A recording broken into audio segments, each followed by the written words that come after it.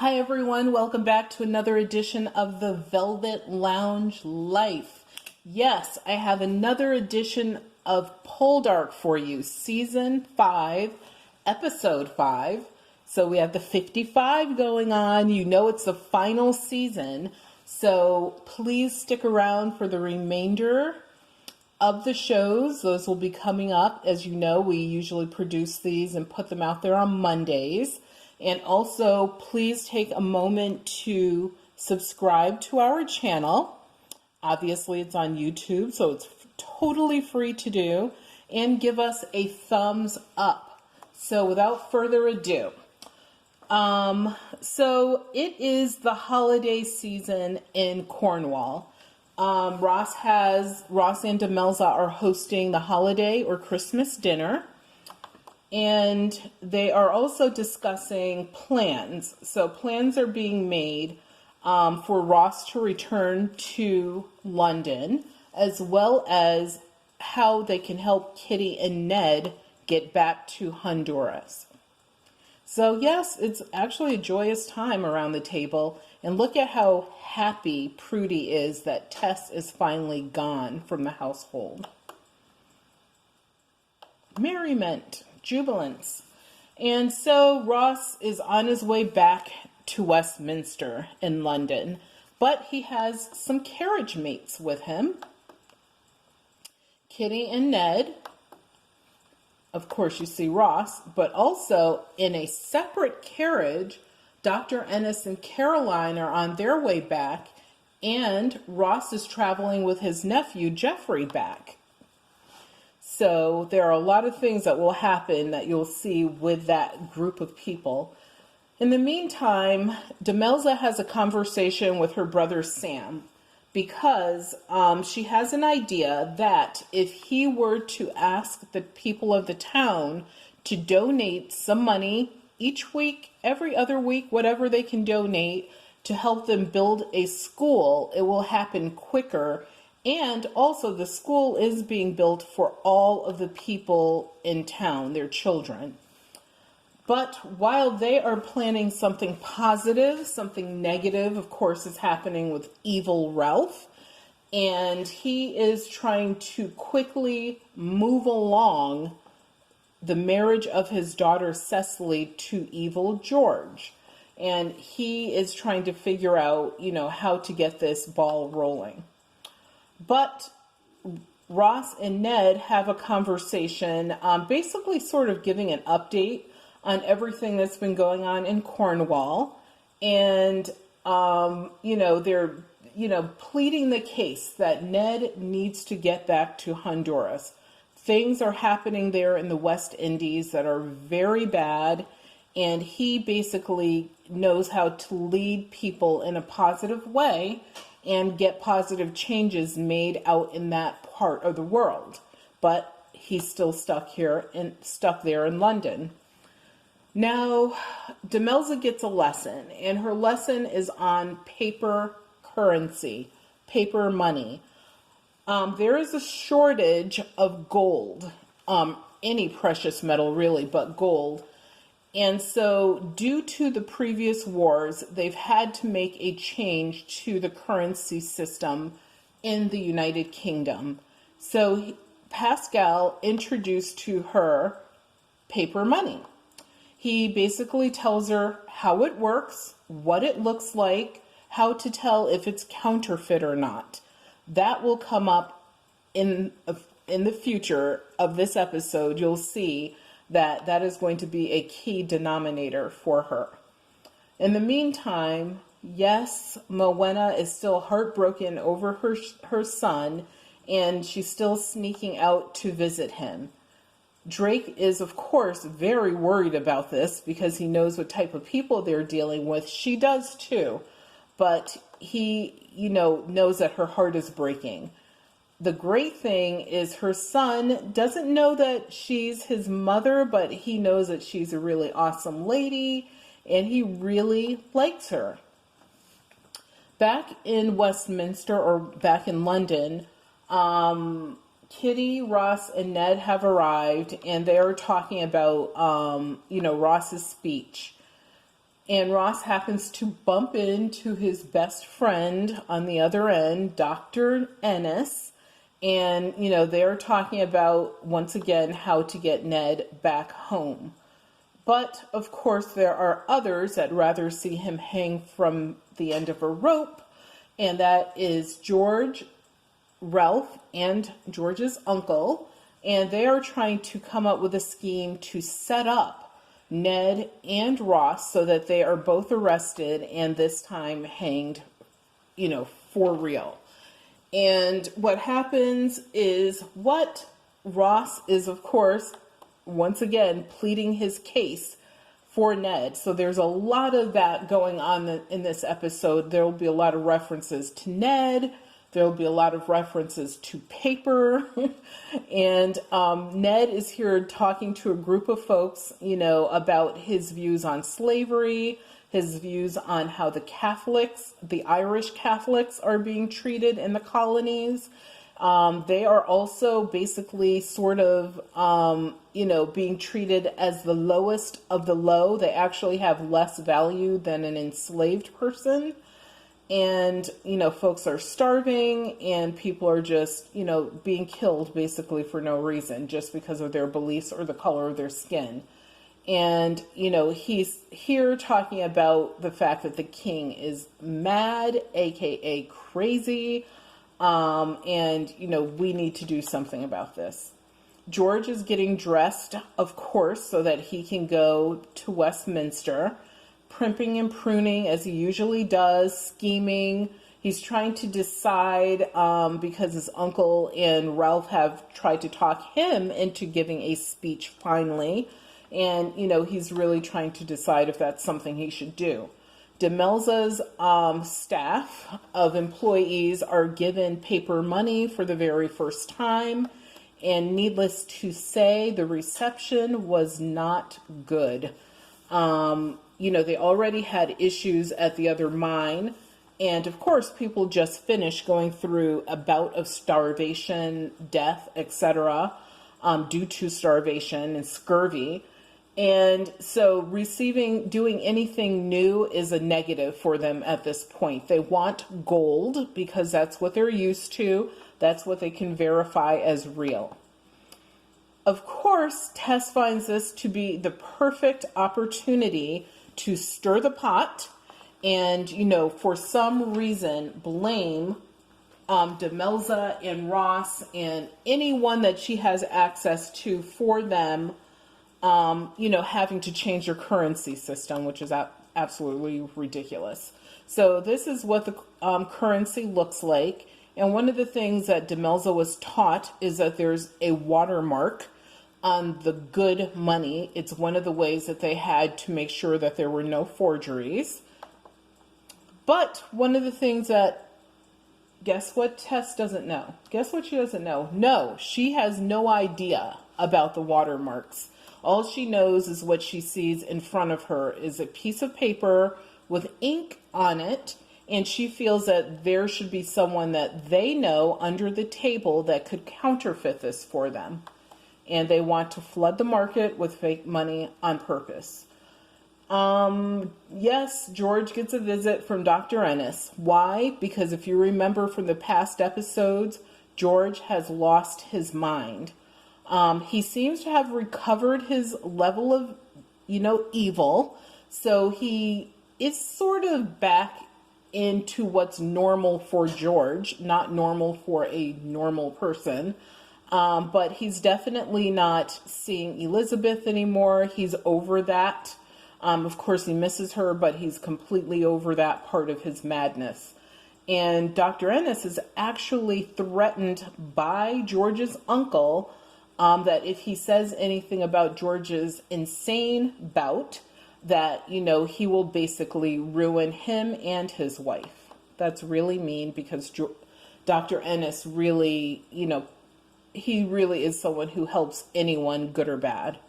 So Ross gives one of his first speeches on slavery. Well, actually, it's probably like his 6th or 7th speech, but it's the first one in this particular episode. He gives another one later. on slavery and its evils. And, you know, the reception is like a 50-50 at this point, which is, you know, progress. And in the meantime, Cecily's father receives this letter. And in the letter, him and the guy who he's in business with, they do mahogany. They basically chop down these beautiful trees to make furniture, chairs, you know, bowls, spoons, whatever, out of wood. And they're being told that the people on their plantation, the enslaved folks, are dying of starvation because they are simply not being fed even though there is food.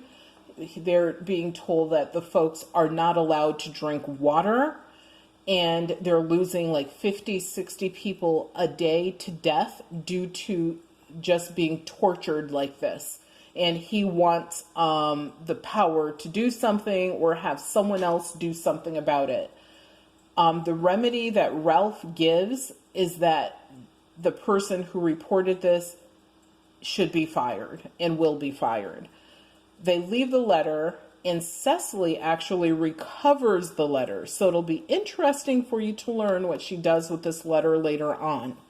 In the meantime, we have Demelza and her brother Sam talking to his congregants about, you know, making a small donation to help build the school. The one thing that happens is after he, you know, asks them for this, which it was, you could tell, like a struggle, he actually has a pretty decent reception to it until Demelza goes up and gives her 2 cents worth on it. And when she does that, the group immediately dissipates and there's no collection, so no one donates anyone. And the reason for that is, if you remember from the previous episodes, these people have gone through starvation. They're blaming people that still have a piece of bread and a little bit of fat to eat. And of course, that person or those people, and it mostly seems to fall on Demelza, is Demelza and of course like her managers.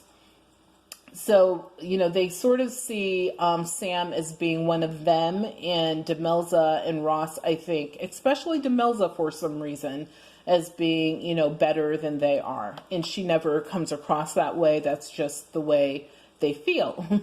But we still have Mowena and her husband discussing her son, and he basically tells her, finally, I know where you've been going. I know you've been going to see your son, and I understand why you've been doing it. You know, it's horrible what's happened to you. It's not fair. And, you know, hopefully we can do something about this one day. So they have a tender moment. And then she goes back to her students who really enjoy her. She really enjoys teaching these kids how to read, write, you know, do basic math, etc., about nature, you know, whatever it is that she's teaching them. They see her as a teacher. But in the meantime, her husband leaves her. Drake goes to see Lady Wentworth, and he pleads with her again for, I don't know, the 30th time to please allow, you know, Mowena to see her son, John Conan. And she basically is like, no, you know, I don't care how she feels. It is what it is. She will never see her son again. And then she decides to make up some trumped up charges and tells her sentry to seize him and that he tried to attack her and all just like a myriad of lies.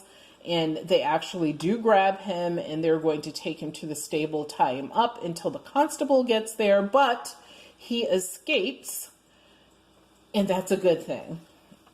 So Ralph is back once again trying to push George to sign that horribly bad business deal. I almost want to tell you what happens in the future, but you will find out whether or not George turns that around on Ralph, or Ralph continues to turn around on George, or if they both are on a sinking ship. But while he's there trying to convince George, there's a visitor. Jeffrey is there to ask for Ralph's daughter's hand in marriage. And guess what happens? He tells Jeffrey Charles, you have got to be crazy, basically. There's no way in the world. And he goes back in, and when he goes in, and actually while he's out in the hallway, George has decided to give this speech at Westminster in favor of keeping slavery. And he thinks that it's, his ace in the hole. He thinks that it'll upstage anything that Ross does. So because he asked for Cecily's hand in marriage, Jeffrey Charles is set up on some trumped up charges himself. And the charges are that he stole from his fellow cadets. He never did that. It's a lie that Ralph told to get him kicked out of the army. And unfortunately, at that moment, it appears to have worked. Demelza happens to be on the beach. And when she comes across her kids playing with John Conan, she is shocked. She is horrified because he should not be there. And she talks to her brother, Drake, and he tells her, I went over to Lady Wentworth's, I took my stepson, and that's just the way it is. And she's like, are you crazy? Do you know what will happen to you? You can die because of what you just did. It's a capital offense. And you have to get this boy back over there before they find out that you have kidnapped him. So Lady Wentworth, in the meantime, is losing her mind, which is actually a good thing. It shows that she actually does care about her grandson. He is a pawn, but he's not only a pawn. She actually does care for him, because when she thought he was missing, she was calling out the cavalry to look for this boy. So she calls all of her staff. Everyone's, at high alert looking for him. And he just appears out of the hedges, and he's like, she's like, where were you? He's like, I was over there. And she's happy to have him back. In the meantime, Cecily has a conversation with Jeffrey, and he tells her, I asked your father for your hand in marriage. And she's like, are you crazy? What is wrong with you? Do you know my father is a madman? He's evil. He's a murderer. He's all of these horrific things. And the fact that you got kicked out of the military is because he set that up. You're being naive. And he realizes, what he's dealing with finally 100%. Ross, Ned, and Kitty have some libation and refreshment when someone breaks, kind of just comes in the door out of breath. And it's Cecily with a letter in hand and it's the letter that her father had from the colonies as proof that the people of color there, the slaves, are being treated like garbage, and they're dying for no reason. They're being tortured. And so that letter comes into play as something that Ross will be able to cite when he gives his speech at Westminster. I told you there's a lot of paper in this episode. Yes, Sam and Demelza are very happy here, and they're happy because lots of people actually listened and did donate money to help build the school. So it was a really good turnaround that they had on that idea. Drake decides to confess to Mowena, which is what he should do, that he had, abducted her son and had intended to, have the three of them go off somewhere and live happily ever after. And Mowena is like, what did you do? You ruined everything. Basically what she's saying is, I can't sneak and visit him like I did before, because I know that if I ever go back there, now that he was missing, even though he was returned, and Lady Wentworth did not know that he was abducted. She knows that eventually she might, Lady Wentworth might find out. And so her thing is, you know what, I'm really mad at you right now. Talk to the hand. But in the meantime, as they're counting the money that was donated, Demelza realizes that something is wrong with the money. And the reason that she knows this is from the lesson that Pascal had given her on how to determine if paper money is counterfeit or not. And she notices that the watermark is missing. And so her and Sam begin to look at, all of the donations and realize that over half of it is like fake money. So the crew arrives at Westminster. You have Ned, Kitty, Ross, Caroline, and Dr. Ennis. As they arrive, they happen to notice George with little baby Valentine. Okay, he's not a baby, but he is a little baby boy. And they're like, okay, yeah, so that was interesting. Like, why would you bring your little son to such a gathering? And it's because George is giving his speech. He's totally peacocking it. He thinks that, he's the grand master. Obviously, that's kind of a funny twist on words, isn't it? But a grand master of this event, and that everyone is going to stand up and take notice and do everything that he says. And he's going to get all these cheers versus jeers. At the end of it, his speech, it was a really cold reception. Barely anyone agreed with what he said, which was great. Like a third of the House may have agreed, but the other 66% definitely did not. Demelza starts to tell people, watch out for this money. This is how you can tell if your money is real or not. There's a problem. Someone is passing fake bills. So, folks are on alert. And then she decides with one of her managers that they need to do even more to make sure that this disease of forgery and forged money doesn't spread. Ross gives his speech in Westminster against, and it basically dispels every single thing that George said. So he tells them, all of the fallacies about people of color, about keeping folks enslaved, etc., etc. All of this stuff is fake.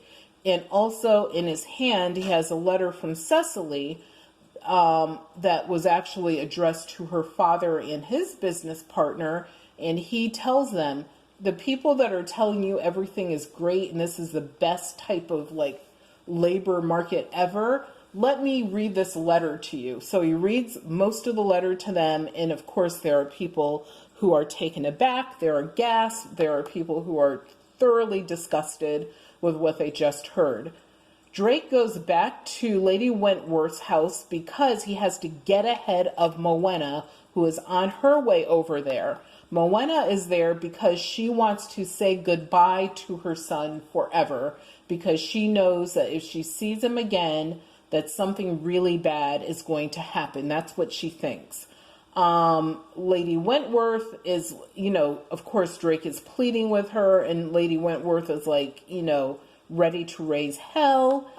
And she actually witnesses Mowena saying goodbye to her son, sees the son embracing his mother, and she actually gets a little verklempt. Do you think she'll change? It's possible that she might turn that corner. Let's hope so. Demelza addresses this whole counterfeiting scheme.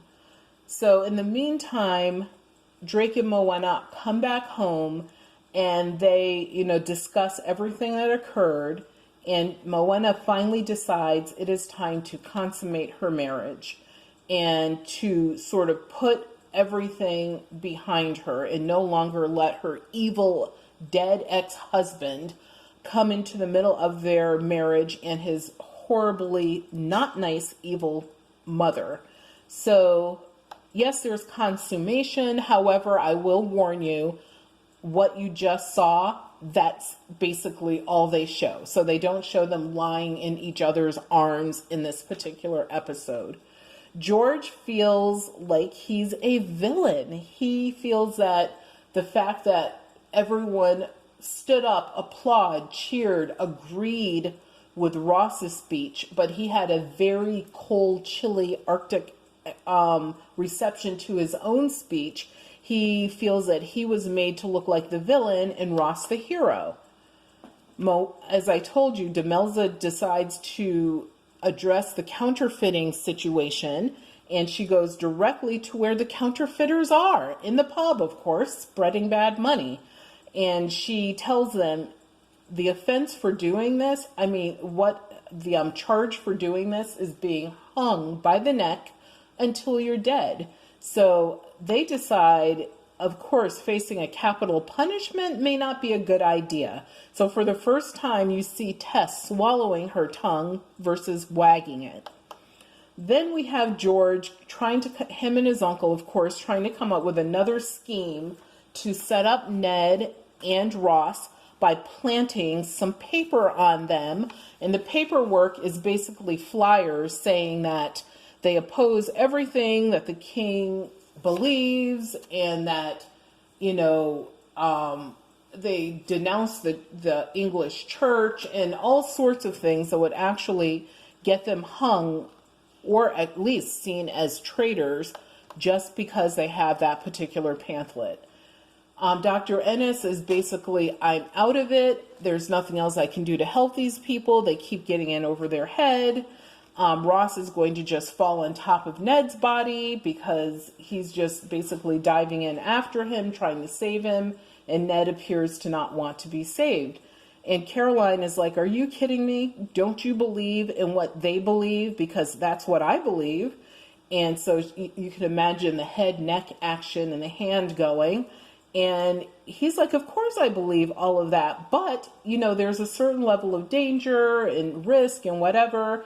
And she's basically like, isn't it worth it? And so she actually gets her husband to, man up and get involved, do more than what they've been doing. And so they actually notice that there are two people at Ross's lodgings that don't belong there, and that they're distracting the house lady so that one of them could sneak in and plant this incriminating paperwork. And they do that. And this is the paperwork that Ned, someone tried to plant on him at the pub. Both of those plans were foiled. One, because Dr. Ennis found the paperwork that was planted in Ross's lodgings. She made the people who and so they recovered it, but the people who were looking for it never found it. She made them sign a statement noting that they found nothing incriminating and that they did a thorough search, so that that paper that she had them sign could be used to protect Ross later, which is excellent. Also, the paper fell out of Ned's pocket that a spy tried to put in it. So when he was arrested, they did not find any paperwork on him, but they still arrested him on the grounds of high treason. In the meantime, Cecily and Jeffrey Charles are kind of trying to finalize their plans for their elopement. And of course, George is still scheming, and he agrees that if they can get their next scheme, if they can get Ned hung, that's basically the next part of their scheme. They're scheming on how to do that because he was arrested on high treason charges, that his marriage with Cecily could go ahead, that he would do that. And of course, he said he would also sign the bad business deal. Remember, he does not know that the business deal proposed by Ralph is a bad deal. He has no idea. He knows it's a sketchy deal, it's questionable. His uncle kind of wants it, but because George had Elizabeth, talking to him, even though he wasn't alive, that's the only reason that George hasn't signed the bad deal yet. In the meantime, Dr. Ennis, Caroline, and Ross decide that no matter what it takes, legal or not, they're going to get Ned and his wife out of the country. In the meantime, this is when they find out that he has what his charges are, which is high treason. And, after all the counterfeiting stuff, Demelza has a loving moment with her children to try to get herself back in order and her mind right and clear. So some of the things that are coming up next week are stolen ore, Ross defends Ned, Kitty is in big, big, big trouble. Ned's adventure, which isn't pleasant, continues. And there may be a prison break. So thank you for tuning in. Please give us a thumbs up. I hope you enjoy these videos. Like I said, I have to do them in this format in order to not have a publication issue, because that's just the way it is. I can't show, you know, I had to adjust the pictures and stuff like that. I think we had like over 80 pictures today. So those pictures are directly from Season 5, Episode 5, which I just gave you all the spoilers for. So tune in next week. As you know, we produce these videos and publish them on Mondays. So thank you for watching and be well.